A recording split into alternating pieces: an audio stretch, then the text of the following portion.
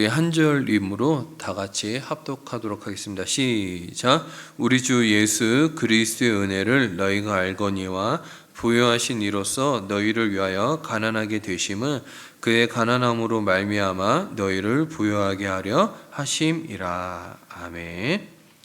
자, 오늘 저는 여러분들과 풍성한 삶을 원하십니까? 라는 제목으로 말씀을 나눠보도록 하겠습니다. 이제 곧 있으면은 가을이 옵니다. 저는 가을을 무척 좋아해요. 봄, 여름, 가을, 겨울 중에서 제일 좋은 가을이 언제냐? 그러면 저는 가을이에요. 그 다음 봄입니다. 그 정도로 가을을 저는 좋아해요. 나무에 달린 단풍 정말 아름답죠. 그리고 들판에 노란 황금빛 벼들 정말 아름다워요. 무엇보다도 이제 가을 그러면 과일이 익는 계절이죠.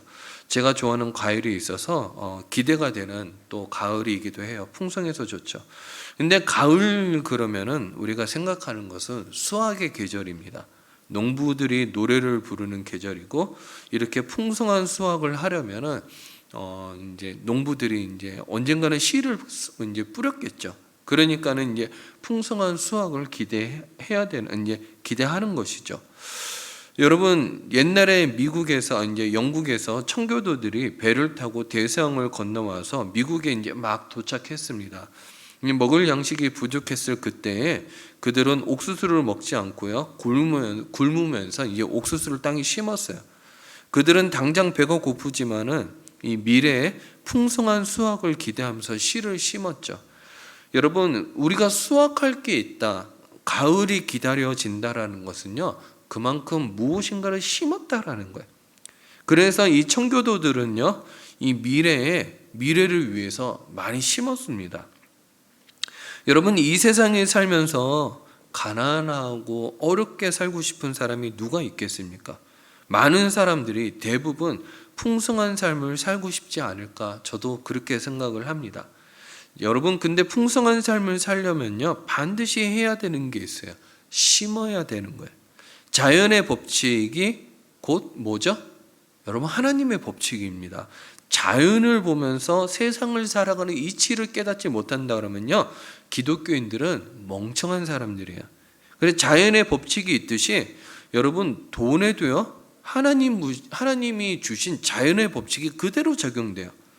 하나님께서 가르쳐 주신 이 돈의 법칙, 자연의 법칙을 모르면요, 평생 돈만 쫓다가 돈의 노예가 되어 나중엔 아무것도 남지 않게 되는, 인생을 낭비하는 삶을 살게 돼요.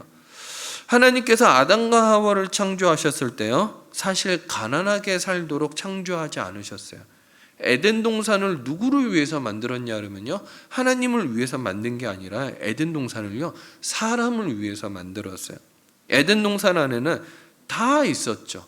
그래서 하나님은 원래 인간을 향한 이 디자인을 하실 때요, 어떻게 디자인을 하셨냐 그러면 부유한 삶, 풍성한 삶을 디자인하셨어요. 아담과 하와가 에덴 동산에서 먹는 것, 입는 것, 자는 것, 의식주 문제로 한 번도 고민하지 않았어요. 왜요? 다 아담과 하와 거였거든요. 모든 것이 다 풍성했죠. 이것이 인간을 향한 하나님의 계획이었어요.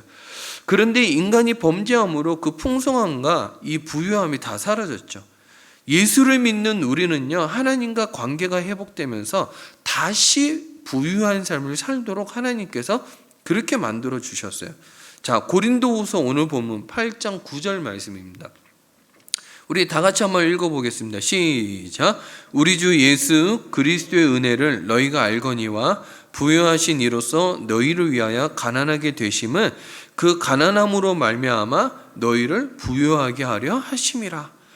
물론 이 안에 여러 가지 해석이 있을 수 있죠. 그러나 저는 이렇게 해석하고 싶어요. 예수님께서 우리의 가난을 다 가지고 가셨다.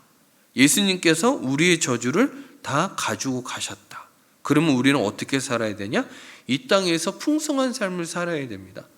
성경에 나오는 경건한 인물들 중에 이 풍성한 삶을 산 사람들이 많았어요. 아브라함 대표적인 사람이죠. 이삭, 야곱, 이 족장들 거부들이 많았어요. 또 욥은 동방의 의인으로서 부자였습니다. 다윗, 솔로몬, 이스라엘 역대 왕들, 또 마가의 어머니는요 120명의 초대교회 성도들이 10일 동안 먹고 자고 할 만큼 큰 집을 가지고 있었어요. 여기서 오순절 마가의 성령의 역사가 일어났잖아요.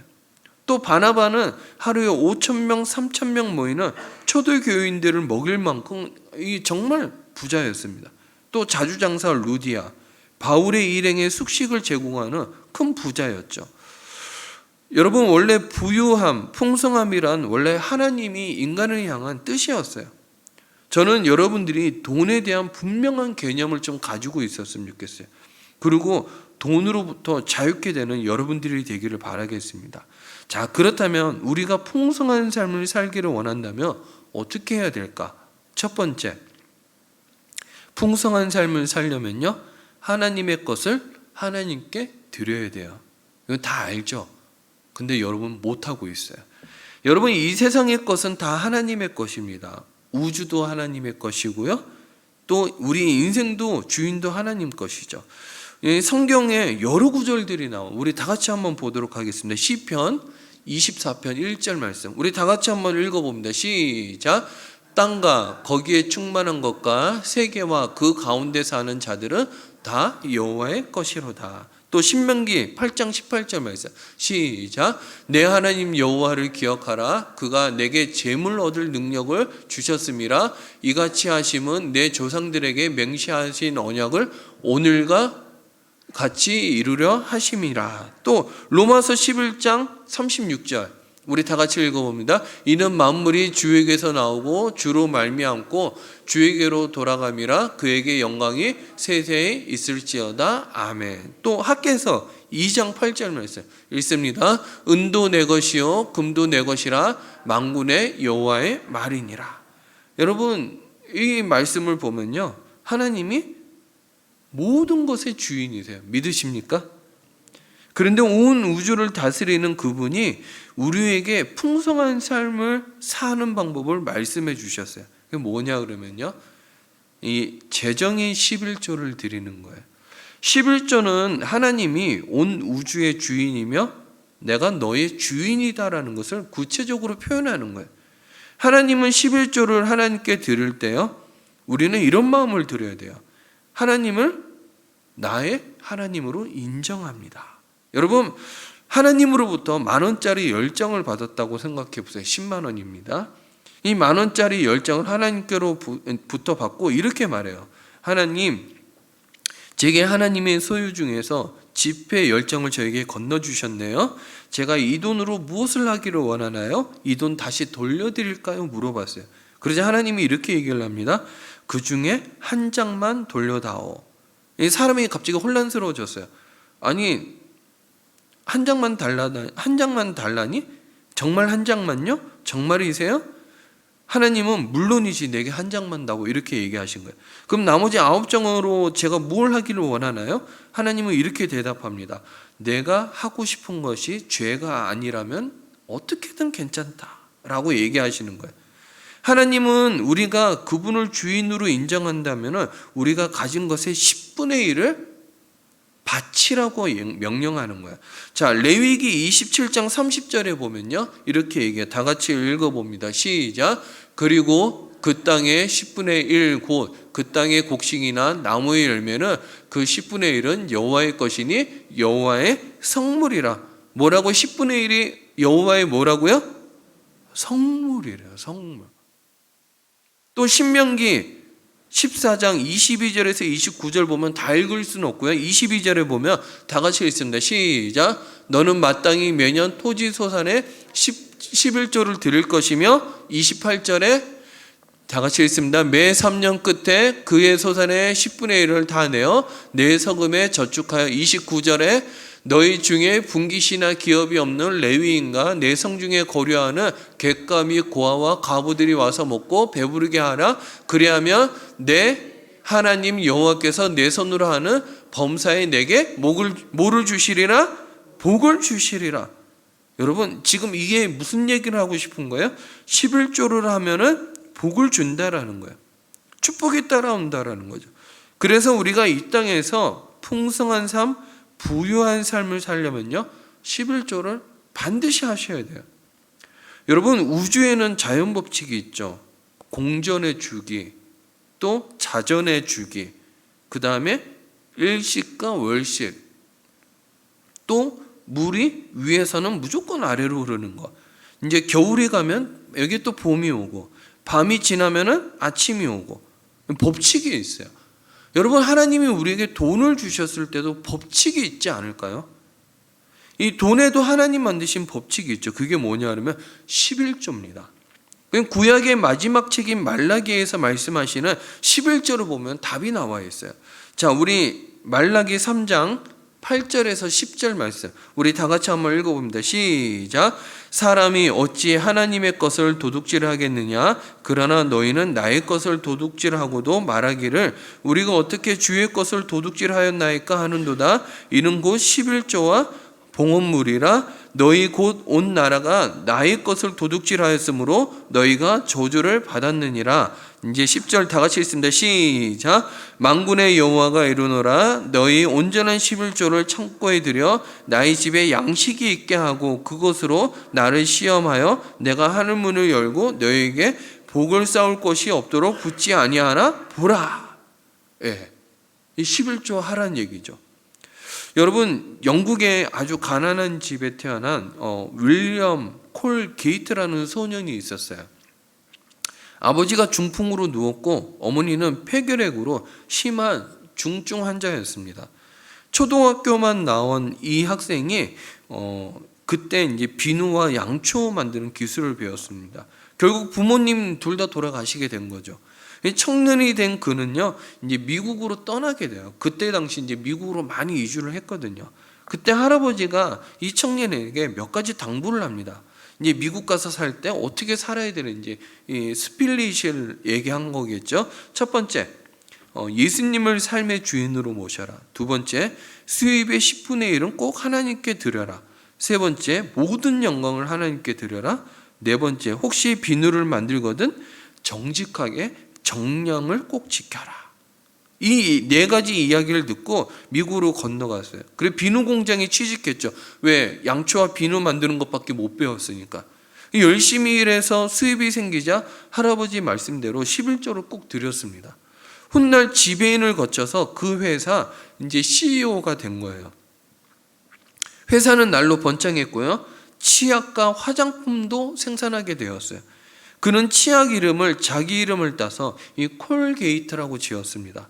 수입이 점점 늘어나자 11조에서 10의 2조, 그 다음은 10의 3조, 그 다음은 10의 5조, 그 다음에 10의 6조 뭐 이렇게 드리게 됐어요. 그 회사는요 11조 관리만 하는 직원이 30명이나 있었어요. 회사가 점점 더 성장해야 하는 거예요.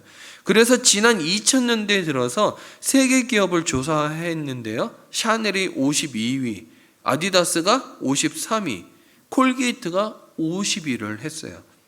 그는 자신의 성공 비결을 성경대로 정직하게 운영한 것과 특히 철저하게 11조를 했다라고 고백을 한 거예요. 여러분, 우리가 이 땅에서 풍성한 삶을 살기를 원한다면요, 반드시 하나님께 드려야 할 11조를 드려야 됩니다. 성경은 11조 드리지 않는 것이요 하나님의 것을 도둑질하는 것과 같다라고 얘기했어요. 그 11조는요 내가 가진 모든 것이 다 하나님 것입니다 라고 표현하는 거예요. 하나님은 하나님을 인정하는 자에게 축복을 부어줬죠. 11조를 하지 않는 사람은요 결코 재정으로부터 물질로부터 자유롭지 못하게 돼요. 다시 말라기 3장 10절을 보도록 하겠습니다. 중요한 구절이 있어요. 다 같이 읽습니다. 시작. 만군의 여호와가 이르노라. 너희 온전한 11조를 창고에 들여 나의 집에 양식이 있게 하고 그것으로 나를 시험하여 내가 하늘문을 열고 너에게 복을 쌓을 곳이 없도록 붙지 아니하나 보라. 여기 11조를 하면 반드시 주시는 축복이 나옵니다. 11조는요 사실 축복 때문에 하는 게 아니죠. 11조는 뭐 때문에 하는 것이냐? 이 10절에 보면 그런 표현이 나와요. 나의 집에 양식이 있게 하고. 여기 나의 집은 누구 집을 얘기하는 거냐면요 내 집이 아니라 하나님의 집을 얘기하는 거예요. 하나님의 집에 양식이 있게 하고. 11조는요 하나님의 일이 성장하고 번창하길 바라는 그리스도인의 이 마음과 열망입니다. 자, 그 다음에 하나님의 집에 양식이 있게 하고, 그 다음에 이제 어떤 표현이 나오냐 그러면요, 내가 하늘 문을 열고, 예, 하늘 문을 열고. 아주 중요한 표현이에요. 여러분, 하나님의 집에 양식이 있게 하고 내가 하늘 문을 열고 라는 것은 사실은 의미가 없죠. 어떤 부분에서 하나님이 굳이 이 구절을 첨가할 이유가 없어요. 지금 11조 안 했거든요. 이스라엘 백성이 11조를 제대로 하지 않으니까는 유대인들을 꾸짖을 권리가 있기 때문에 이 11조 안 하면 너희 큰일 난다라고 저주로 끝마칠 수도 있었어요. 그런데 11조를 제대로 하지 않는 이스라엘 백성들에게요, 11조 하는 자에게 축복의 말씀을 해요. 내가 하늘문을 열고. 여러분, 하늘문을 연다라는 표현이 구약에 딱 2번 나와요. 언제 나오냐 그러면요, 한 번은 창세기 7장에서 나와요. 대홍수가 일어날 때 하나님이 하늘에 문을 열고 비를 쏟아 부었다라는 표현이 나와요. 또 한 번은 11조를 할 때 부어지는 축복에 내가 하늘문을 열겠다는 거예요. 창세기 7장에서는 심판에서 하늘문을 열었지만은 말라기 3장에서는 11조를 할 때 축복으로 하늘문을 열겠다라는 거예요.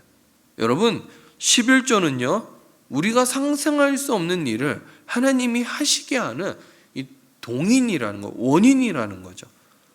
그럼 우리 주위에 11조 하는데도 이런 풍성한 축복을 받는 사람들이 왜 없을까?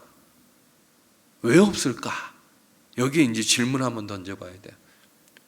온전한 11조를 하지 않는 사람들이 많아요.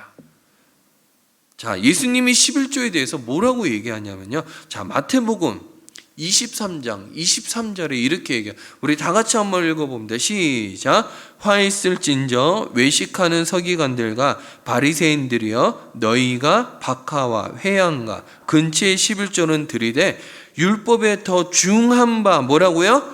정의와 긍휼과 믿음은 버렸다. 11조면서 뭘 버린 거예요? 정의도 버리고 긍휼도 버리고 믿음도 버린 거예요. 자, 그러나 읽어봅니다. 시작. 그러나 이것도 행하고 저것도 버리지 말아야 할지니라. 아주 중요한 표현이죠. 모두 버리고요, 정의도 버리고 긍휼도 버리고 믿음도 다 버린 거야. 뭐만 한 거예요? 11조 하는 경건의 행동만 한 거예요. 행동만. 예수님은 분명 11조하고도 정의와 긍휼과 믿음을 함께 행해야 함을 말씀하십니다. 근데 바리새인들은요, 11조만 하고 마음대로 사는 이 바리새인들을 예수님 책망하신 거예요. 자, 11조하고 나머지 재정을 마음대로 썼는데 마음대로 써도 되는 것이 아닙니다. 예수님은 우리가 11조를 드리고 나머지 10의 9도 이 경건하게 사용하기를 원하셨어요. 성경에는 분명 11조 드리는 자에 대한 축복을 말하고 있죠. 11조는요, 사실 믿음이 없으면 드리지 못합니다. 11조는 돈 드리는 것이 아니라 사실 믿음을 내보이는 거죠. 돈은 사실 힘이 없어요. 그러나 믿음에는 큰 힘이 있죠. 한번 물어봅시다. 11조 하나님 왜 만드셨을까? 굳이 이런 행동을 하도록 하는 이유가 뭘까? 11조도 그렇다면 감사헌금도 똑같죠. 이 11조는 왜 만드셨을까? 우리가 청지기라는 것을 알게끔 하기 위해서요. 여러분, 하나님이 에덴 동산을 만들어 놓으셨고 거기에 선악과를 먹지 말라고 한다면 왜 그랬을까? 그 이유는요, 네가 주인이 아니라 청지기라는 것을 알게끔 하기 위해서였던 거예요. 11조를 드리지 않으면서 나는 예수님을 믿는다라고 얘기하는 거는요, 100%는 아니겠지만은 한 반틈은 거짓말입니다. 자, 그러면 11조는 어디에 해야 합니까? 나의 집, 나의 하늘이라고 밝혀놓고 있어요. 오늘날 11조는요, 자신이 영적으로 성장하고 가르침을 받는 곳에 해야 돼요. 다시 말해서 자신이 섬기는 교회에 드려야 됩니다. 대학교 다니는 학생이 연세대 다니면서 여러분 서울대 등록금 내는 사람 봤어요? 학생 봤어요? 그건 아니죠. 11조는요, 내가 마음대로 약한 교회에 낸다라는 거는요, 내가 하나님 되는 거야. 내가 그 교회 하나님이 되는 거죠. 어떤 분은 11조로 선교도 하고 구제도 하고 교회 일하는 거. 저 그런 분 봤어요. 11조로요, 교육자들 식사 사주는 거예요. 그리고 그 달에 11조 안 하시더라고요. 여러분, 이거는요, 내가 하나님이 되는 거예요. 자, 그러면 11조 드리고 싶은데 지금 빚이 있는 사람은 어떻게 해야 될까? 빚을 다 갚은 뒤에 11조 하겠다는 사람은요, 내 지혜로, 내 생각으로 살겠다는 사람이에요. 빚을 더디 갚는다 할지라도 11조는 해야 돼요. 그 사람이 정말 하나님을 신뢰하는 자죠. 하나님은 재정이 어려운 가운데 11조 하는 사람의 마음을 안다라는 거예요. 여러분, 과부의 두 랩돈 이야기 아시죠? 예수님은 과부의 없는 살림에 두 랩돈 헌금을 아시고 칭찬하셨어요. 뭐라고요? 전부를 했다 그랬죠. 하나님이 그의 인생을 책임져 주지 않았을까요? 저는 반드시 채워줬을 거라고 생각이 들어요. 엘리야가 만난 사르밧 과부 아시죠? 그 땅에 기근으로 먹을 것이 없을 때 엘리야가 과부에게 나타나서 하나님의 말씀을 전하면서 이 엘리야가 그냥 벼룩에 간을 떼 먹어야죠. 남은 빵 다 달라고 얘기해. 내가 먹을 테니까 남은 빵 다 달라고 그랬어요. 순종해서 통의 가루에 순종하니까는 통의 가루에 기름이 없어지지 아니하는 기적을 맛봤다라는 거죠.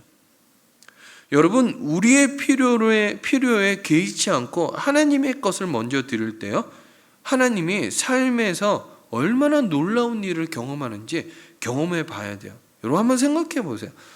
내 자녀가 정말 돈이 없는데 부모에게 어머님 아버지 이 돈 쓰세요 라고 했을 때 이 부모의 심정이 어떨까요? 한번 생각해 보셨어요? 여러분, 자식들에게 용돈 받으면 그 돈 모아놨다고 누구에게 주죠? 가장 아픈 손가락에게 주잖아요. 여러분, 자식이 정말 돈이 없는데 그 돈을 이렇게 11조를 떼어가지고 부모에게 딱 드렸을 때 하나님의 심정이 어떨까요? 와, 속에서요 얼마나 울지 않을까요? 여러분, 그렇다면 11조는 순입금에서 드려야 될까요? 총수입에서 드려야 될까요? 여러분, 이렇게 질문하면 똑같아요. 어떤 종류의 축복을 받고 싶습니까? 순수익만큼의 축복을 받고 싶습니까? 아니면 총수익만큼의 축복을 받고 싶습니까? 그럼 믿음의 분량대로죠. 어떤 분은 이렇게 얘기해요. 등록금 내는 거기서는 11조 떼지 말고 우리 순 생활비에서만 11조 떼자. 그건 그 사람의 믿음인 거죠. 저는 여러분들이 11조의 기적을 체험했으면 좋겠어요. 11조를 드리지 않는 분이 있습니까? 이번 달부터라도요, 하나님의 것을 하나님께 드리고 하나님을 주인으로 섬기십시오. 와, 여러분, 우리는 영원히 살지 않아요. 우리가 돈 벌 수 있는 기간도요 정해져 있어요. 정해진 기간 속에 살고 있기 때문에 하나님께 드릴 수 있는 시간도 제한되어 있어요. 무엇이 부족하셔서 우리에게 11조 달라고 하나님 그렇게 얘기하실까요? 하나님은 사실 부족한 분이 아니잖아요. 지구를 만드실 수 있는 능력의 하나님이잖아요. 11조는요, 하나님이 돈이 필요해서 만드신 것이 아니고요, 우리에게 축복을 주기 위한 통로입니다. 통로. 하나님은 우리에게 축복 주시기를 원해서 우리의 믿음을 요구하는 거예요. 하나님께 드리는 것은 우리의 특권이죠. 여러분, 우리가 11조 영원히 할 수 있습니까? 그렇지 못하거든요. 11조는요, 이 세상에서만 할 수 있는 특권이에요. 이 돈의 문제가 아니라 믿음의 문제죠. 자, 그럼 두 번째, 풍성한 삶을 살려면요, 심는 자가 되어야 돼요. 여러분, 고린도후서 9장 6절에서 9절 말씀, 우리 다 같이 한번 읽어봅니다. 시작. 이것이 곧 적게 심는 자는 적게 거두고 많이 심는 자는 많이 거둔다 하는 말이로다. 각각 그 마음에 정한 대로 할 것이요, 인색함으로나 억지로 하지 말지니 하나님은 즐겨내는 자를 사랑하시느니라. 하나님이 능히 모든 은혜를 너희에게 넘치게 하시나니 이는 너희로 모든 일에 항상 모든 것이 넉넉하여 모든 착한 일을 넘치게 하려 하심이라. 기록된 바 그가 흩어 가난한 자들에게 주었으니 그의 의가 영원토록 있느니라 함과 같으니라. 이 고린도 후서의 헌금에 대해서 이야기하거든요. 이 재정을 이제 많이 심은 자는 많이 거두고 적게 심은 자는 적게 거둔다. 자연의 법칙하고 똑같죠. 우리가 가을 때 추수를 많이 하고 싶은 사람은 봄에 어떻게 해야 돼요? 많이 해야 되죠. 이 바울은요, 추수의 법칙에 헌금을 적용하고 있어요. 농부들은 다 알죠. 씨를 많이 뿌리면 그만큼 수확이 많다라는 것을. 씨를 뿌릴 때요, 날씨가 흐리다고 씨 뿌리는 걸 중단하지 않아요. 왜? 그때 안 하면 못 하거든요. 이 씨를 뿌리면서 자신에게 씨앗이 얼마 남아있지 않다라고, 조금밖에 없다라고 투덜거리지 않아요. 씨를 뿌리면서. 농부는 자기 주머니에 씨앗을 남기지 않고 아낌없이 다 싸그리 다 뿌려요. 성경은 씨를 뿌리는 것과 헌금을 똑같이 사용하는 것을 똑같이 비유하고 있어요. 복음을 위하여, 가난한 자를 위하여, 연약한 자를 위하여 재정 드리는 것은요, 씨 뿌리는 것과 똑같이 반드시 축복의 수확으로 돌아온다라는 거예요. 하나님은 성경에 약속하신 것을 반드시 이루십니다. 자, 민수기 23장 19절 말씀 다 같이 읽어봅니다. 시작. 하나님은 사람이 아니시니 거짓말을 하지 않으시고 인생이 아니시니 후회가 없으시도다. 어찌 그 말씀하신 바를 행하지 않으시며 하신 말씀을 실행하지 않으시랴. 거짓말하지 않는다라는 거야. 그러니까 말라기 3장 이 10절에서 얘기하는 건 거짓말이 아니라는 거야. 11조로 하나님 시험해봐도 된다라는 거죠. 여러분, 복음을 위해서 심은 돈이 돌아오지 않을까 걱정하는 것은요, 이거 똑같은 거예요. 마치 씨를 뿌리면서 수확이 없을까 걱정하는 것과 같습니다. 재정을 복음을 위해 뿌리면요, 반드시 재정의 들판은요, 반드시 황금 들녘으로 펼쳐지는 거예요. 어떤 유대인 목사님은 생활을 하다가 돈이 부족하면요, 아내에게 남은 돈을 달라고 해서요, 어떻게 하느냐, 쌀을 사서 빈민가에 뿌리고 온대요. 그러면 언제 재정이 다시 생기는 거죠. 이런 간증을 하는 걸 들어봤어요. 무엇인가 궁핍할 때 씨를 뿌려야 할 때요, 돈을 복음을 위해서, 가난한 이웃을 위해서 심는다는 것은 좋은 일이지만은 막상 행동으로 옮길 때는 내 처지가 궁핍하면요, 사실 두려움이 앞서요. 두려움은 언제나 믿음의 주된 적이죠. 두려움은 판단을 흐리게 해요. 두려움이 가장 무서운 거예요.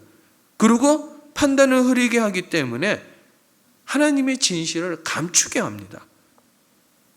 우리 주위에 무언가가 늘 잘 되는 사람 있죠? 이유가 있어요. 그들이 이 심는 법칙을 아는 자들이죠. 성경은 적게 심은 자는 적게 거두고요, 많이 심는 자는 많이 거둬요.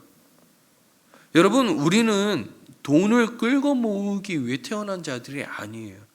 우리는 돈을 심기 위해서 태어난 자들이에요. 지금 잠깐 어려울 수 있어요. 그때 조심해야 돼요. 그때 하나님이 나를 돈 때문에 시험하고 계시는구나 라는 생각을 하시면 다시 믿음이 올라오겠죠. 왜? 내가 요 기간만 버티면 되거든요. 예수님이 우리에게 이렇게 말씀하셨어요. 자, 누가복음 6장 38절 말씀입니다. 우리 다 같이 한번 읽어봅니다. 시작. 주라, 그리하면 너에게 줄 것이니 곧 후히되어 누르고 흔들어 넘치도록 하여 너에게 안겨주리라.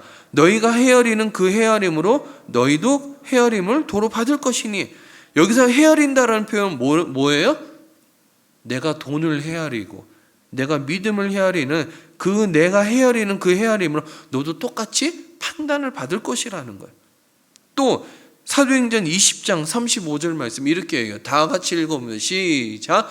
범사에 여러분들에게 모범을 보여준 바와 같이 수고하여 악한 사람에게 돕고 또 주 예수께서 친히 말씀하신 바 주는 것이 받는 것보다 복이 있다 하심을 기억하여야 할지니라. 여러분, 예수님의 말씀을 믿습니까? 그러면 재정을 주는 자가 되고 재정을 심는 자가 되어야 돼요. 여러분, 두려움 때문에 아무것도 심지 않는다면요, 밭은 텅 빈 밭으로 아무것도 거둘 것이 없게 돼요. 믿음으로 두려움의 벽을 깨야 됩니다. 하나님은 모든 인생에 사는 사람들에게 이걸 물어봐요. 너는 나를 신뢰하느냐? 이 대형마트로 성공한 K마트 사장인 크레스게와 그의 아내는요, 기독교 대학과 신학대학의 건물을 짓는데 엄청난 재정을 싣는 사람들이었어요. 그의 마트의 성공 비결을 심는 데 두었어요.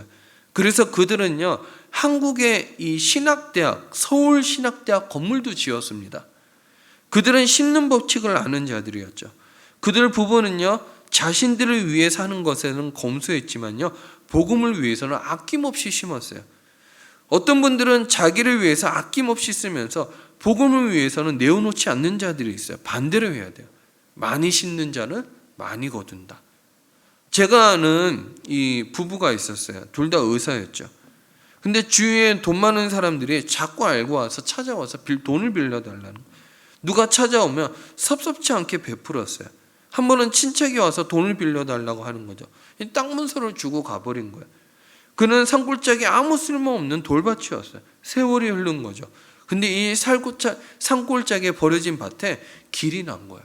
그러고 나서 이 불려준다는 몇 천만 원밖에 안 됐지만은 이게 세월이 흐르면서 물가 인상, 이 물가 이제 인상률이죠. 인플레이션 때문에 몇 억을 배송받은 일이에요. 또 제가 아는 분은요, 짜장면집을 했는데요. 이 짜장면집을 하면서 벌었는 돈으로 신학생들을 많이 도운 거예요. 그 누가 와서 가난해서 돈 좀 달라 그러면 묻지도 않고 신학생이라면 돈을 준 거예요. 그런데요, 그의 자식들이 결혼할 때 놀라운 일이 벌어진 거예요. 이제 남편 집에서 모든 결혼식을 책임진 거죠. 여러분, 참 이상한 일이죠. 베푸는 것이 심는 거예요. 심으면 반드시 수확이 있습니다. 아침에 일어나면 어떻게 먹고 살까가 아니라 어떻게 베풀까를 좀 고민해 보시기 바랍니다. 재정을 심을 때요, 하나님이 여러분들의 재정에 간섭하시기 시작하세요. 우리는 무엇을 입을까, 무엇을 먹을까 생각하는데요, 이제 이렇게 생각하시면 좀 더 좋겠어요. 무엇을 심을까? 남에게 심는 것은 반드시 수확으로 돌아옵니다. 특별히 복음을 위해서 심는 것은요, 하나님께서 우리에게 몇 배로 갚아줘요. 하나님은 우리가 심는 것을 지켜보고 계시죠. 재정 심는 것을 여러분 좀 많이 생각하시고 미루지 마세요. 내 마음에 재정을 심어야 할 대상이 떠오르면요, 즉각 하세요. 있는 형편껏 하시면 되죠. 자원하는 마음으로 하면 되죠. 아무런 이유 없이 그런 생각이 들 때 그냥 하시면 돼요. 내 머리로는 이해할 수 없는 일이라 할지라도요, 즉각 순종할 때 놀라운 일이 일어난다라는 거예요. 자, 잠언 11장 24절에서 25절입니다. 우리 다 같이 한번 읽어봅니다. 시작. 흩어 구제하여도 더욱 부하게 되는 일이 있나니 과도히 아껴도 가난하게 될 뿐이라. 구제를 좋아하는 자는 풍족하여질 것이요 남을 윤택하게 하는 자는 자기도 윤택하여지리라. 여러분, 무슨 말입니까? 베풀면 부유해진다라는 거예요. 재정을 심으면 수확이 있다라는 거죠. 우리는 복을 받으려고 길을 쓰기보다는요, 어떻게 하면 축복의 통로가 될까 한번 고민해 보시기 바랍니다. 남을 열심히 돕는 자, 하나님이 그 인생을 돕지 않을까요? 머리로만 생각하지 말고 실천을 해야 됩니다. 하나님은 베푸는 이에게 또 다른 베품의 기회를 주겠죠. 저는 오늘 말씀을 들으면서 우리 모두에게 또 제 자신에게 이렇게 얘기했으면 좋겠어요. 11조 하는 것이 축복이다. 재정을 심는 것이 축복이다. 알죠?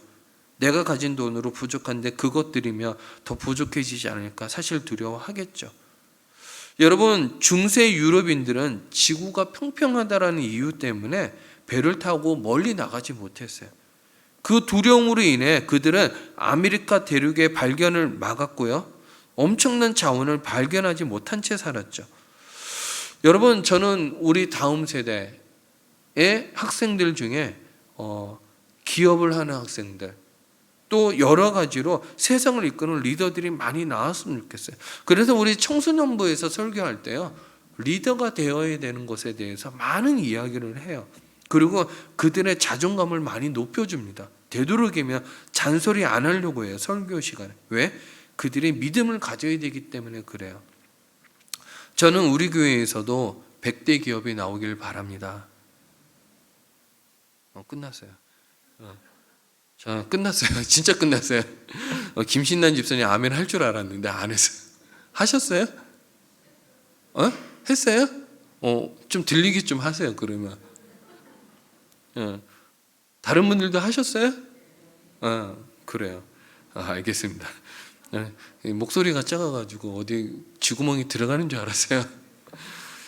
여러분, 저는 여러분들이 잘 됐으면 좋겠어요. 여러분들이 믿음을 가지면요, 여러분, 콜게이트의 할아버지가 이 손주에게 얘기한 것처럼 여러분 반드시 때가 되면요, 열립니다. 축복을 받아요. 저는 믿는 사람들이 지지리 궁상처럼 무조건 청빈하게 살아야 된다는 주의가 아니에요. 믿는 사람은 다른 사람들보다, 세상 사람보다 복을 더 받아야 된다고 하는 주의예요. 저는 그렇기 때문에 돈이 없어도 목회자는 궁색해 보이면 안 돼요. 그래서 어쩌면 제가 은혜가 없는 걸 수도 있어요. 그러나 중요한 것은 여러분 믿음으로 11조를 하시고요, 믿음으로 베풀고 믿음으로 심으면 엄청난 축복이 일어나요. 여러분 씨를 많이 뿌리십시오. 그리고 두려움 너머에 기쁨의 추수가 기다리고 있을 거예요. 여러분 예수님은 이 땅에서 가난을요 다 짊어지고 가셨어요. 우리는 부유하게 살아야 됩니다. 우리는 풍성하게 살아야 돼요. 이 선교사인 찰스 스터드가 이런 말을 했어요.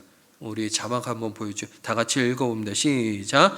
인생은 곧 지나갑니다. 오직 그리스도를 위한 한 일만이 영원히 지속됩니다. 자, 저는 여러분들의 지갑이 세례를 받고 회개해서 여러분들 뿐만 아니라 자손들, 그리고 그 밑에 우리 학생들 모든 만대에 축복이 있기를 바랍니다. 또 그 축복에 있는 세대들 중에서 돈 버는 사람들이 아닌 목사도 나올 수 있고 선교사도 나올 수 있고 대학 교수도 나올 수 있어요. 그러나 중요한 것은 이 인생은 지나간다는 거예요. 여러분 11조 언제까지 할 수 있을 거라고 생각해요?